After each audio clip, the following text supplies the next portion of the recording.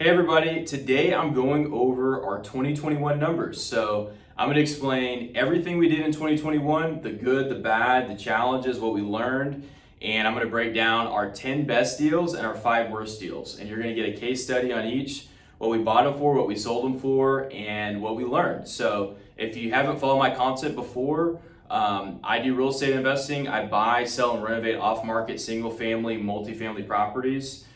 We do anything from small single family to large multifamily as well. And if you have not followed my content before, I did a video like this last year. So I'll put the link in the comment section. And so you can check that video out. And it's pretty similar to this one. And we get started. So the first thing I'm gonna go over is our best deals. So our 10 best deals in 2021 had a gross profit of 1.3 million. And our first deal is a fourplex. This fourplex was actually got from a cold caller, and the guy who owned it was motivated to sell because 2 of the tenants weren't paying rent, and he was a mom and pop landlord. He was trying to do the eviction thing, but couldn't really figure it out and didn't want to spend the time on it. So he responded to our marketing, said, "This is what I'll sell it for." At the time, there wasn't really that many really good comps and it needed some work. So we bought it for $380K, and we didn't do really any renovations in the beginning. We just did light unit turns, and we released all the units for a higher rent amount. And then right before we went to sell it, we did some exterior paint and stuff like that. So we spent a pretty low amount on the rehab, and we sold it for $630 and made $261,000 profit. So there really wasn't any comps this high in the area. We just listed it really high and let it sit. We weren't really motivated to sell it, but we were buying another apartment complex, and it was going to make sense to get some equity. So that's the best deal we did. Second best deal is a house, basically a teardown. PPC lead, bought it for $260, $500 sale, net profits $200,000. Single family home, $200,000. Really cool lead. So this is a PPC lead, and this is why our acquisition people are very, very good and highly trained, because a lot of different sellers, when you're motivated, you're dealing with motivated sellers. They have different personalities, they have different needs. And this lady, she filled out a web form, PPC, which is Google Ads, and the web form said, "I would like $300,000 for the house." So we go out to the house after many attempts to get her on the phone, because she was just like, "No, I want to sell it sight unseen." And we always like to look at it if we can. And so we go out, we generally offer lower than they ask for, just because if you show up and give somebody what they ask for, oftentimes they feel like they are, they're not getting enough or whatever. So we always start lower than what they're asking for. So we offer $260. She took $260. The house really rough. It's basically a tear down, and so we ran the numbers. We're like, should we renovate it? Should we tear it down and rebuild? There's some houses going for like 1.4 to 1.8 million new construction. The land value was probably worth 350 to 450. It was kind of like all over the place. We went back and forth for a little while, and we said, let's just list it as is for $500,000 and see what happens. And sat for a couple weeks, and some builders said, "I'll take it." So sold it for far above any other land in the area, and we did really good on that. And so crazy thing is a builder had knocked on the door and offered more, I think like $100,000 more, and the lady felt like it was a scam because she thought it was too much and the guy was being pushy. And so when you're marketing directly to people, you just never know. So apartment complex. This was a wholesale deal in Louisiana. This guy responded to SMS marketing, and we got a 43 unit apartment complex under contract. And the guy had bought this apartment complex for about $800,000 or $900,000 like 10 years prior. And he had done 0 renovations. He hadn't visited the property in 5 years, or even met the management staff that were working there. He had hired them off Craigslist remotely, never met them, didn't care. He was self-managing them. It was a total wreck. So We got it for $425,000.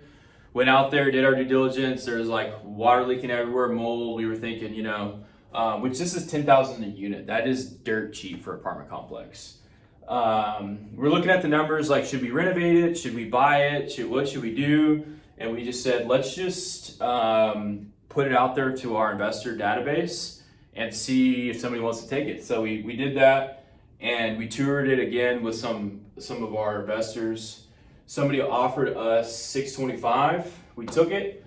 So we got a $175,000 assignment fee on that deal. So SMS, 43 units, Louisiana. That's the only deal that I've ever done outside of Texas. Kind of a fluke deal, and worked out great. And if I could do it again, I'd probably still do that, but I would have been happy to buy it as well. I mean, we would have been happy. I mean, this was way better for us, but looking back, the market's gone way up. Cap rates have compressed, and so it is what it is. But that's that deal. Next deal, Wiley Flip bought this from a wholesaler. So this deal was bought from a wholesaler. It was a house on a couple acres. We did a meetup at this house in January of last year, and this wholesaler had marketed the deal multiple times, and it was just a really weird deal and a really weird floor plan. There wasn't any comps to justify any kind of price related to what we got. And it needed another bathroom in the house because downstairs the only bathroom was the master. So basically nobody was willing to buy the deal. We went and looked at it. Wholesaler said, we'll give it to you for really cheap if you want it, kind of thing, after we went back and forth. And I just said, yeah, we'll take it. Like we'll try to make it work. So we bought that house. We put we had to put a bathroom under the stairs, kind of in a weird spot, but we made it work. And then also kind of went through like a lot of foundation issues, all kinds of different other things. The city had tried to make us like install a new water meter for the shed in the back that actually had a mother-in-law suite built in it. It wasn't a shed, it was actual shop, big metal building, all these kind of things that we worked through. Got through. We were thinking we'd list it for like $350. But there was nothing around it for sale. And it was on like an acre and a half, 2 acres. So we listed it for $425 and got it. And that house from a wholesaler, $130,000 profit. So if you've been following us for a while, you probably saw posts about that. Like I said, we did a meetup at that house. The ski portfolio. So I actually had a back injury a few months back, and I'm at home looking online. I found this portfolio for $1.3 million listed on a place that commercial real estate's listed. So this property was bought for $1.3 million. We wholesaled it for $100,000 profit, and it was a listed deal. So it was listed. I see it, and I'm looking at it thinking that would be great. I would totally buy that. Call up the broker, say I'll take it. Send me the contract, whatever we got to do for the earnest money, and we get the contract done. I have a due diligence period, and decide to see if some of the people that have invested and bought some of our deals in the past want to go look at it while I'm looking at it to do the due diligence. Hey, just come along and check it out while I'm checking it out, just to see as a backup plan. Basically, we were going to owner finance a few of these potentially or flip them, and so we go through the walkthrough, and long story short, we got an offer from a buyer that just made sense. Looking back, I would have totally bought this portfolio as well as wholesaled it. But hey, when you're juggling a lot of properties and a lot of things all the time, sometimes it's easier just to take less and get it out than, you can't keep them all. But the main reason I'll say that we decided to wholesale that is a lot of the tenants had been there for 10, 15 plus years, and they're paying very, very low rents. And they had accumulated like a decade of stuff inside the house. And I just felt like to get all the tenants out was going to be a challenge. And for them to even find somewhere they could live for the amount of rent that they were paying at that time was going to be challenging as well. So kind of weighed all options. I mean, if they were all vacant, there would have been no question we would have just bought them. But factoring in the extra work and headache of those things, we said, hey, let's just wholesale it if we can get something for it. Prairie Duplex, bought that from a wholesaler. and renovated it. We listed it. We got like 40, I don't know how many offers, between 20 and 40 offers. I couldn't tell you for sure. And duplexes and fourplexes, the market is really hot for them. Interest rates are low. If somebody's willing to sign on a loan saying they'll live on one side and rent out the other, you can just get super low interest rates that allow people to pay like just stupid high prices for it, versus a investor like me that has commercial lines of credit with different kind of rates and things. It doesn't make sense for us to pay crazy high prices, but on duplexes and fourplexes in Dallas, Fort Worth, you can sell them for a fortune. So we listed this duplex and got a bunch of offers, and a couple people were really high. One guy had a 1031 exchange and he offered like 30, 40 grand above ask. And we took it, $100,000 profit on a deal bought from a wholesaler. This deal is a flip. We hosted a meetup at that flip as well. If you guys have followed us for a little while, we did a meetup there. This property was bought during the ice storm, and this was a PPC lead. So a lot of our PPC leads, we get very few PPC leads compared to cold calling leads, but the ones that we get are they're either like total trash, or it's like you got to get to their house today because you're getting a contract. And that was the situation for this house. And so I actually ran this appointment myself. It was during the ice storm thing last year, where everybody was kind of like working from home or not working at all. And I had taken a break and gone on my laptop and was like looking at some things. And I see this lead had just came in, called the guy up, and nobody was getting out and driving. And the seller had some busted pipes, and the water had been turned off to the house already before the ice storm because of busted pipes. And the seller had her nephew helping her, going over there to like turn on the water so she could flush the toilet for an hour and then turning it off and stuff like that. So when we got on the phone, I could tell they're motivated, and I was like, I can get over there like today. I have a 4-wheel drive truck, I can drive and whatever. So go over there, look at it, and I was there 10 minutes, and I brought a contract. We made a deal, and we bought that for $210. And I think we had like a 30-45 day close on it. So by the time we closed, renovated it, the market was like red hot. We thought we were gonna list it for like low threes. We got three. I think we did list it for low threes, and we got like 375, way more than ask. 100,000 profit. This house in Plano, really cool deal. It was in West Plano, really nice neighborhood. We don't really go after the nice houses as much, just because people are generally a little more sophisticated, and they are a little bit harder to work with when it comes down to selling off market, because they just want full market value, and you can't blame them. But there are some people who have high dollar houses that have something happened where they decide, I need to sell my house pretty quick. So this deal was a PPC lead, and we got that deal within a couple days of it coming in by just going out to the house. So sometimes we'll get a lead from PPC, they don't pick up the phone. We kind of fact check a couple things like, was this a real lead? Could it work? And then we'll just drive out to the house and knock on the door. And that's what was done here. Shout out to Giovanni on that one. And turns out the wife was there. She was already packing boxes. The husband was at his business, which was failing, and they were kind of like in a really tight spot, and they had to make a decision. And he was working like 7 to 7 at his current job because he couldn't afford to keep any employees open, there, and all these things. And so we got it for $470. We were thinking about flipping it. We sent it out to our list of people, our database. We ended up wholesaling this property, and somebody came to the showing and offered like 50 grand above ask for that house. So 87,000 on a single family assignment. Pretty cool. This property right here, we got that from a referral. Somebody in our database that's on our email list that sees all our emails hit us up and said, hey, I'm got a property that I'm foreclosing on. I want to sell it tomorrow or the next day.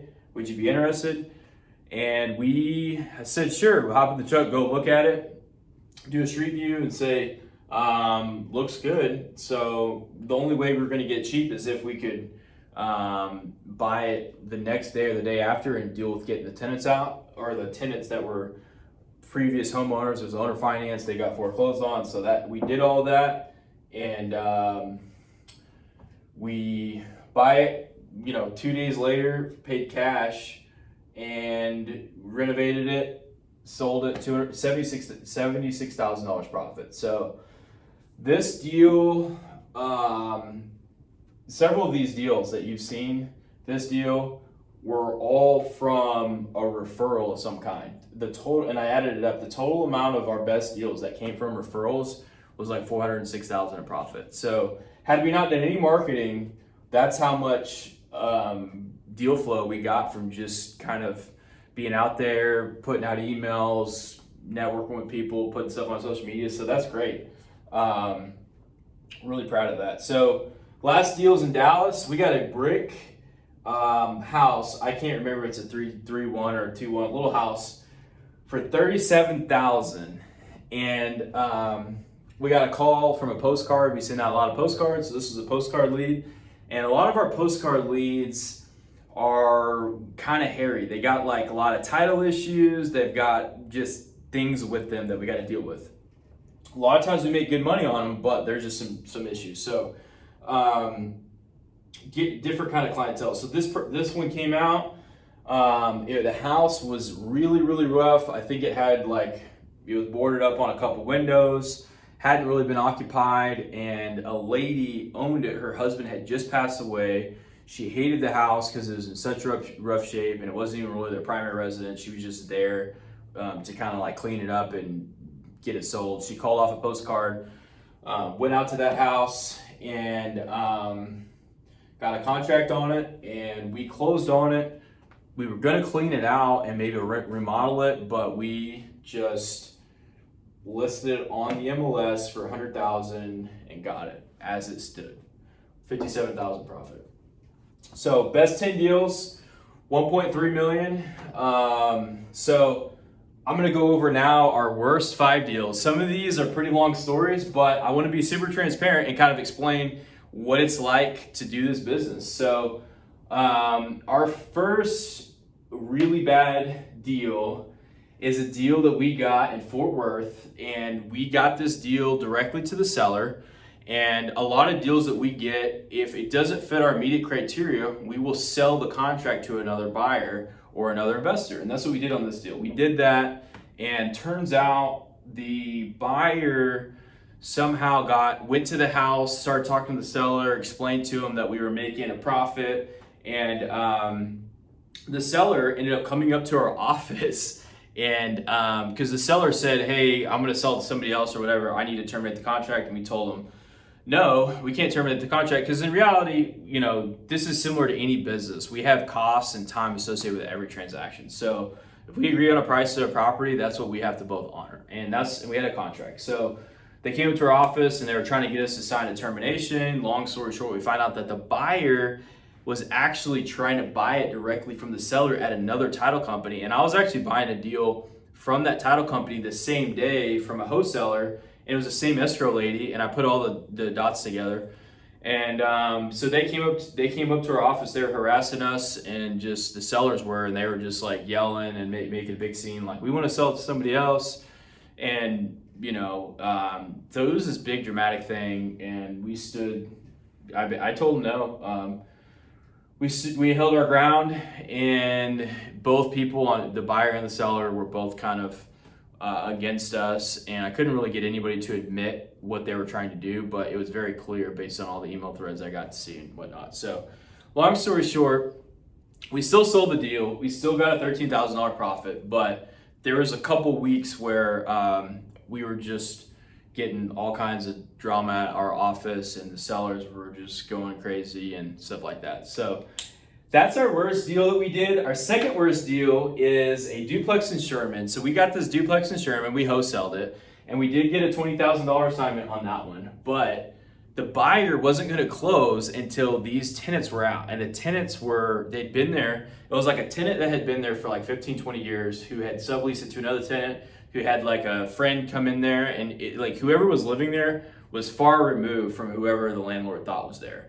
And so the buyer was like, I got to have everybody out. And so we got the seller to sign a notice to vacate. We delivered it. We had them sign it. They didn't really care. They signed it. And when it came down to closing, they made it very clear that they had no intention to go anywhere. So we offered them cash. We paid them cash to move out. They really still couldn't move out. And it turned into one of our acquisition guys and our disposition guy going out there multiple times. And at one point, we basically got them a hotel. We got them movers. And and the team stayed out there till like 1, 2 a.m. getting all their crap loaded up and moving it to a storage unit. And so I shouldn't say crap, but it was like nasty, covered in like bugs and rats, and like it was just a really nasty thing. And there was some drugs involved, and long story short, we got them out. We're trying to close. They break back in. The police get involved. We're trying to stay calm between the police, and the police are like, who are you guys even? You guys don't own it. Did y'all buy it or did y'all sell it? And we're like, kind of both, but neither one. And so this deal drained us for about a week, maybe 2, and we got it done. But that's what can happen in this business, truly. That's what can happen because of what we're dealing with. So this property right here is a property that we bought a partial interest of. So sometimes if a seller, let's say there's 3 people who inherit a property and one person doesn't want to sell, but 2 people do. It's usually the person who's living in the house for free that doesn't want to sell. The 2 other people are willing to sell at a significant discount because the property is likely about to go to tax foreclosure or foreclosure from the mortgage. And they're like, I just want this out of my name, so we'll buy a partial interest. We did that on this deal. We ended up making $10,000. We had lots and lots and lots of headaches with that. It was like tracking down all these family members to sign over things, and eventually we had to have people sign that were actually living in the house, but they didn't know that we were necessarily buying a partial interest from their other family members, and it was just this big ordeal. We've done other partial interest deals that were more profitable. Sometimes they're more profitable. There's just a lot of factors with them and a lot of unknowns, a lot of attorney stuff, a lot of court cases, a lot of stuff, really and truly, a lot of stuff. You're talking about 3 to 6 months of just back and forth, chasing people down, answering calls, emails, figuring out how to meet the next family member to sign this or that, trying to get tons of death certificates, which are very challenging to get if everybody's not alive that can pull the death certificates, and it's extremely challenging with people who passed away or in multiple other counties around. So we got that done, but it was super challenging. This deal recently closed as a JV deal. We got a $5,000 assignment out of that. We assigned it to a guy. The lady who inherited it ended up not being able to sell it like we thought. So we were under contract for at least 3 months, maybe 4. And we had to get an attorney involved. The attorney was not very responsive. The probate court in Dallas was just like super backed up. And then we found out she wasn't really doing her job, so we got another attorney involved, and I ended up calling the county multiple times, trying to figure out where the court case was, trying to get it bumped up, and and then we had to give the seller some cash because she's low on cash and she's expecting something as the sale is delayed, but it wasn't delayed from us whatsoever. It was totally delayed because of Dallas County's court system just really backed up. So we finally got it done, and we ended up getting a $5,000 assignment, but we had to hire attorneys along the way and do a lot of other things. But got that one done. Haltom, that deal just closed, and we got a $2,000 assignment on that. And the only real reason it's on here is because it's a $2,000 assignment. So just want to show people and I think we had another deal that was like free where we didn't get any kind of assignment, or maybe two of them, but I couldn't find them in our system. Maybe they never got entered, I don't know. And so that was the least profitable deal I could find. So the top worst 5 deals, total profit 50,000. I just want to show people, like, if you do volume in this industry, this is what you can expect. And truly, we are just getting paid to solve people's problems. Sometimes we're solving a decade of problems getting kicked down the road, and we got to solve them in 2 or 3 weeks.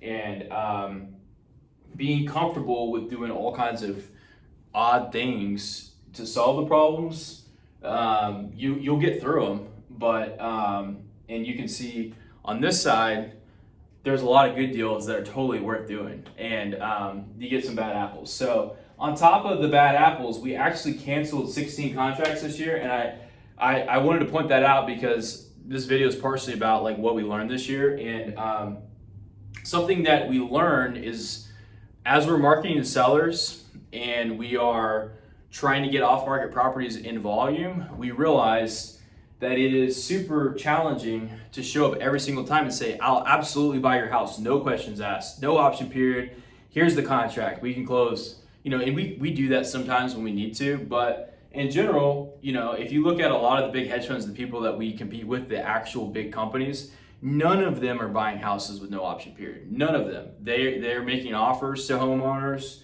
and they have people come out and inspect the property. And so we kind of took a different approach this year, where we say, hey, we're looking at buying this property, everything that we're looking at right now, based on what we've seen and our numbers, it looks like we can offer you this, but we are gonna have an option period, and we are gonna have some of our contractors come out and look and verify everything, look at the property and verify everything. So out of the contracts that we signed, I think we signed 130 something contracts this year.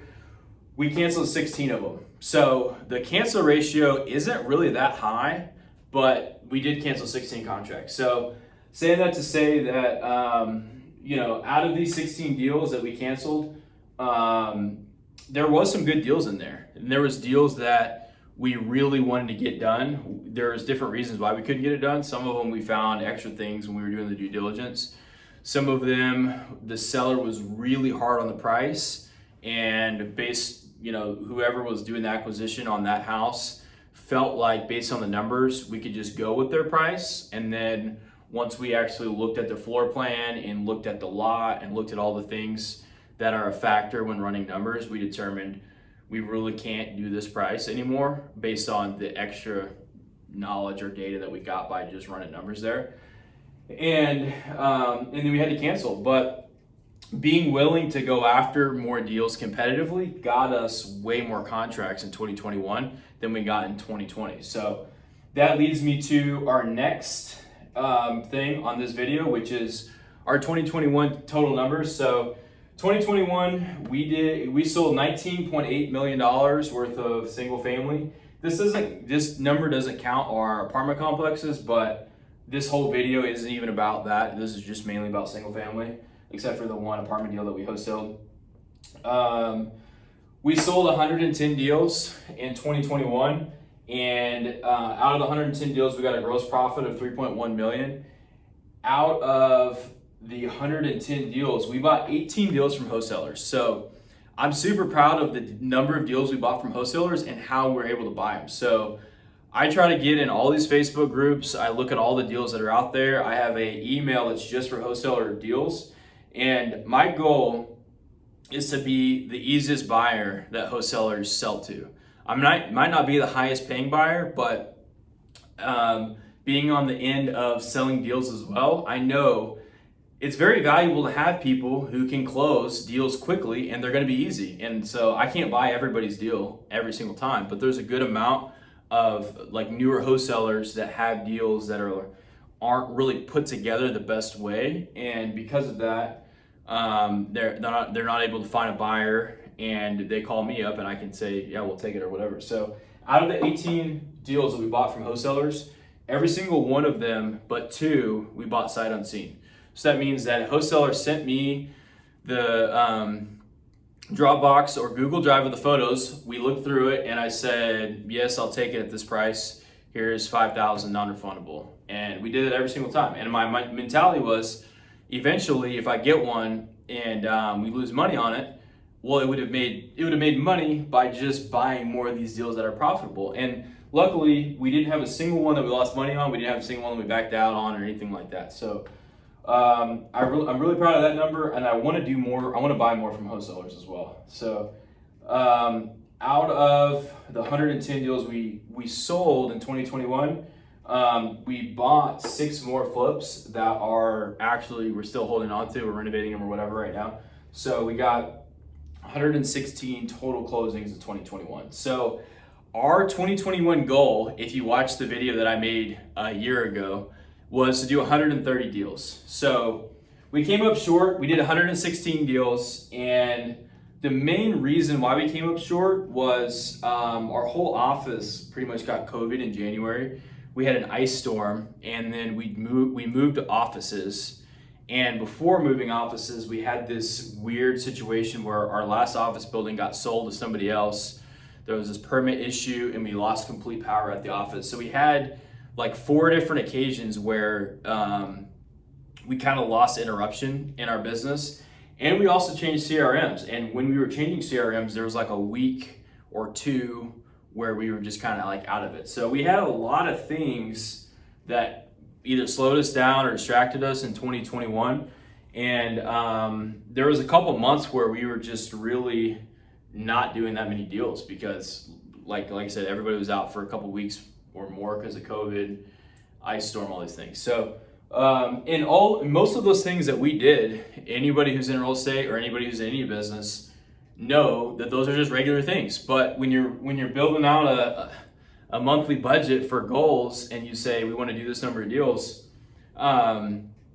it's important to factor those things in. So if you watch this video all the way to this point, you definitely are either in real estate or you're super interested in real estate. So I appreciate you hanging with me this whole time.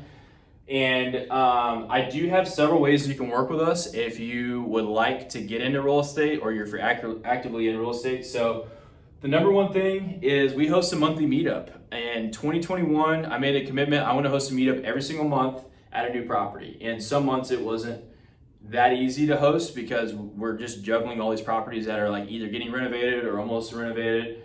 And so we had to kind of move some around. We did some that were at houses that were like in between renovation, but we did a meetup every month. And basically we show up, and show everybody, here's the property that we got, here's what we bought it for, here's what the renovation is going to cost, here's what we're doing to the house, here's why we're renovating this and not this, or here's why we decided to do this. And we just have an open Q&A session so people can come ask any question they have. You can meet other people who are learning, and some people come who are pretty experienced. They just want to see what other people are doing. And so if you're wanting to work together or you're wanting to get more involved in real estate, learn, it's a great place. Another way you can work with us is JV with us. So I work with a lot of newer wholesalers that are maybe they've gotten 1 or 3 deals, and maybe they've gotten 10 deals. I don't know, maybe they got 20 deals, and they have a deal every now and then that they need help with. And so, you can send us those deals, and I can tell you if we can buy it, what we can buy it for. And if we can't buy it, I can tell you, I know a guy that will probably pay this for it. So if you want to work together, we can JV on some of those deals. And next way to sell us your deals. So like I said, I buy a lot, as much as I can from wholesalers. 18, 20, 21, I want to buy more in 2022. So I'm trying to get more people who know what we buy, and I'm on their like number 1 list for this type of deal. So say, I want to be in everybody's phone saved as buyer for these deals. And when you're looking at a deal, maybe you don't even have it under contract yet. If you're newer and you meet with a seller and you can't get at the right price, you can always send us the deal and we can help. And we're glad to get the deal. So realtors, if you're a realtor and you're watching this and you want to get involved in real estate investing, you can definitely come to our meetup. You can reach out to me. We'd love to be your go-to for any kind of distressed property you come across. and we can buy those and still give you, the commission that you were going to get if you were to list it, and all that kind of stuff. So a bird dog, that's an old school term basically for just somebody that is going out and finding a deal and then bringing it to a buyer. And so we can pay you a fee for that. If you're if you're watching this and you're thinking, I know of this one vacant house on my friend's street or on my street, or I know of this one property that I could probably get for a discount, then you can send that. We get a fee. Some people want to do that on the first few deals just to kind of see how it goes. They don't want to be necessarily in the middle of the deal. They just want to pass it off, and that's totally cool. Mentorship, we are mentoring new people, and if you have interest in that, you can just reach out to me. And investors, we are actively putting together larger multifamily deals, and I'll have more videos about that. This video is mainly about our single family business and single family deals. So we are looking for investors all the time. So if you are watching this video, you got some money put aside, or maybe you have all your money in the stock market and you're thinking, I'd like to get into real estate, but I don't want to go through all of this stuff, then passive investing is a great thing. So you should definitely consider that. Reach out to me, and anybody who watched this video all the way through, I definitely appreciate it. I hope you guys have a great 2022, and I look forward to seeing you guys soon.